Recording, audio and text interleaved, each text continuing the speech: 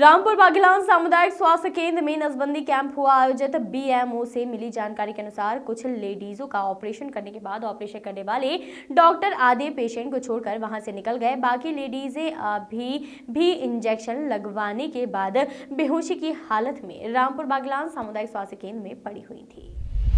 सतना जिला चिकित्सालय से आए हुए सर्जन एम पांडे द्वारा 22 लोगों को इंजेक्शन लगाने के बावजूद 10 लोगों का सिजेरियन करके वापस निकल गए। रामपुर बाघेलान बीएमओ श्री गुर्जर के रोकने के बाद भी वह उनके ऑफिस में जाते ही सामुदायिक स्वास्थ्य केंद्र रामपुर बाघेलान से सतना के लिए रवाना हो गए और रामपुर बाघेलान सामुदायिक स्वास्थ्य केंद्र में वह लेडीज बेहोशी की हालत में पड़ी हुई है, जिसकी सूद लेने वाला कोई नहीं है। अगर शासकीय सुविधाओं के नाम पर लोगों को यही कीमत चुकानी पड़ती तो फिर शासन द्वारा खर्च की जाने वाले लाखों रुपए की राशि का क्या मतलब, जब उनके दरवाजे पर आए हुए जरूरतमंदों को इसी तरह का नकारा जाता है, जो काफी शर्मनाक है। कि लोगों के द्वारा जानकारी मिल रही है कि आज सामुदायिक स्वास्थ्य केंद्र रामपुर बाघेलान में परिवार नियोजन कैंप था।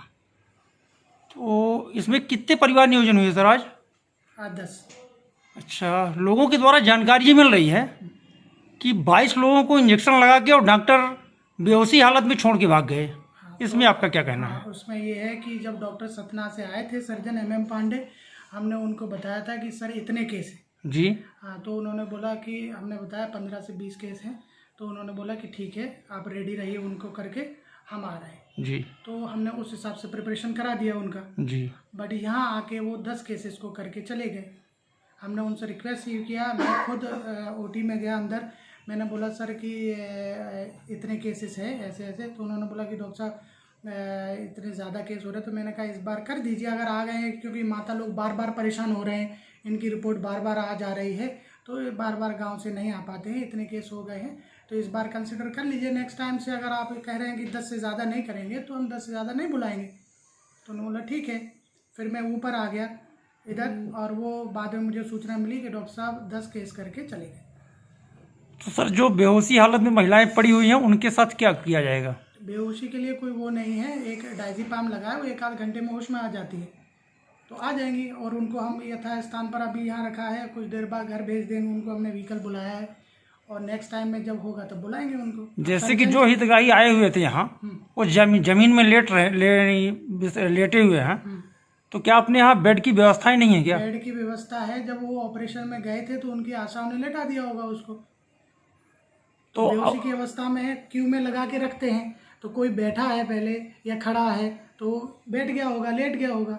अभी भी महिलाएं लेटी हुई हैं, इस टॉपिक में आपका क्या कहना है? तो लेटी है तो हम भिजवा रहे हैं ना उनको घर पे, 1 आध घंटे में होश में आ जाएंगी वो। अब सर्जन छोड़ के चले गए यहाँ से, तो अब मैं क्या करूँ? आपने क्या किसी अपने वरिष्ठ अधिकारियों को सूचना दी? हमने डॉक्टर चरण सिंह से बात हुई हमारी, तो उन्होंने बोला कि हम सर्जन से बात करते हैं और फिर बताते हैं। सीएमएचओ साहब को जानकारी है क्या इस चीज़ की? सीएमएचओ साहब को मैं 2 बार कॉल लगा चुका हूँ, कॉल पिक नहीं हुआ। अच्छा, कॉल रिसीव नहीं हुआ। और सर एक जानकारी और आ रही है बाहर से कि आपके यहाँ एक पेशेंट है जो कि प्रसूता लेके आया था, दोपहर 12 बजे से हॉस्पिटल के चक्कर काट रहा और उसको यानी एडमिट पर्ची नहीं बन पाई, और लास्ट में ये सिचुएशन हुई कि उसका बच्चा भी खत्म हो गया। बच्चा उसका मैसेरेटेड है, पहले से ही खत्म हो चुका, गला हुआ सड़ा हुआ बच्चा है, और वो 12 बजे से नहीं घूम रहा है, 2-2:30 बजे हमारे पास आया है, बच्चे को निकाला गया है, बच्चा मैसेरेटेड ही था, और माँ को एंटीबायोटिक इंजेक्शन लगाया भी गया है, माँ हमारे यही है, माँ सुरक्षित है। हाँ।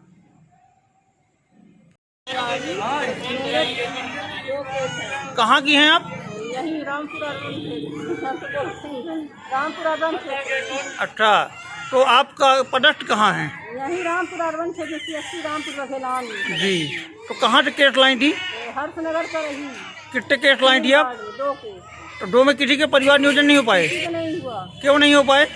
सूजी मैं इंजेक्शन लगवा रही थी, भर के दे रही थी, सिस्टर लगा रही थी खून वाली, मगर एक केस बोले इंजेक्शन लगे के बाद सर पहले कोई नहीं बोला कि 10 केस होगा, फिर जब इंजेक्शन लग गया 22 को तो बोले कि अब इंजेक्शन भले लग गए हैं, बस सर्जन बोले कि मैं न करूँगा, इसको 10 केस करना है। सर्जन कौन थे? M Pandey ji, doctor M Pandey. कहाँ से आए थे?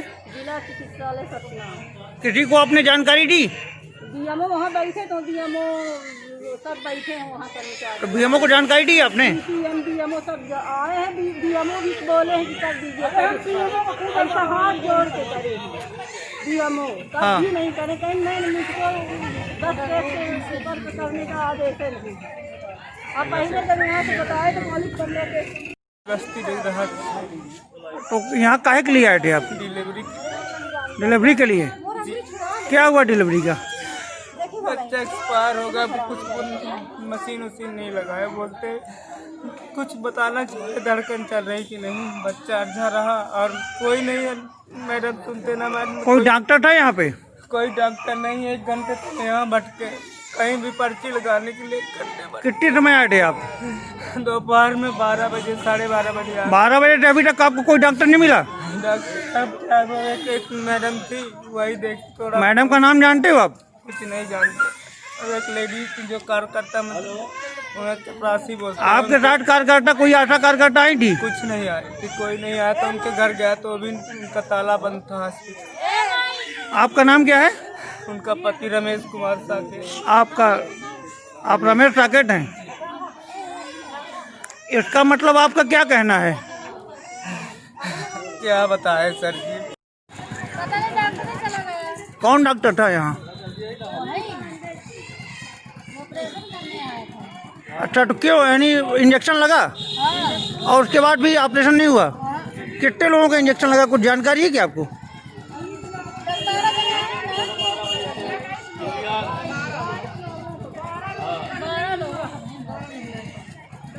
कहाँ थे आप लोग?